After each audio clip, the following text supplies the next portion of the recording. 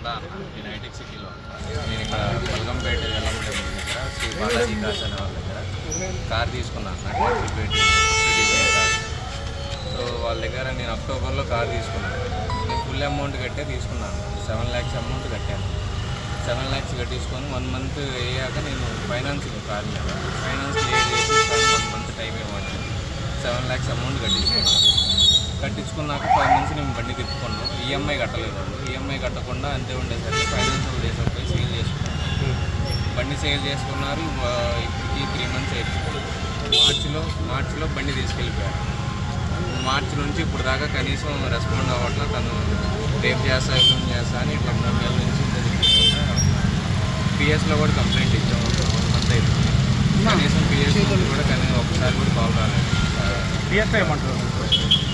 చేస్తామని అంటున్నారు అన్న, చేస్తామని అంటున్నారు. కనీసం 1 month నుంచి కనీసం ఒక కాల్ కూడా రాలేదు. అతని పేరు శివశంకర్. ఎక్కడ ఉంటాడు అతను? కెమెరా తీసుకొని శ్రీ బాలాజీ కార్స్.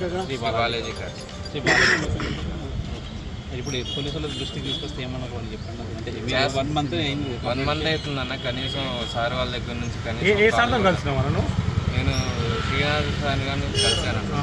సార్ గారు మా ముందు ఫోన్ చేసినప్పుడు సార్ మాట్లాడి చేపిస్తామన్నారు. కనీసం ఇప్పటికీ ఏం చేయలేదు. ఎప్పుడు మాట్లాడారు మీతో? 1 month అవుతుందన్న. శ్రీనాథ్ సార్ కంప్లైంట్ ఇచ్చి కూడా 1 month అవుతుంది. ఏం రెస్పాన్స్ లేదు. రెస్పాన్స్ ఏం లేదన్న ఇప్పటికి కూడా. ఓకే, డబ్బులు ఎట్లా తీసుకొచ్చి?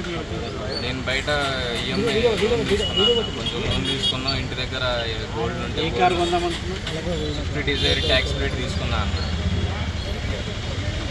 ఓకే, బతుకుదూరి కోసం తీసుకొని ఇట్లా 5 months అవుతుంది తీసుకొని కనీసం ఇప్పుడు ఏ డబ్బులు లేవు, కారు లేకుండా పోయింది.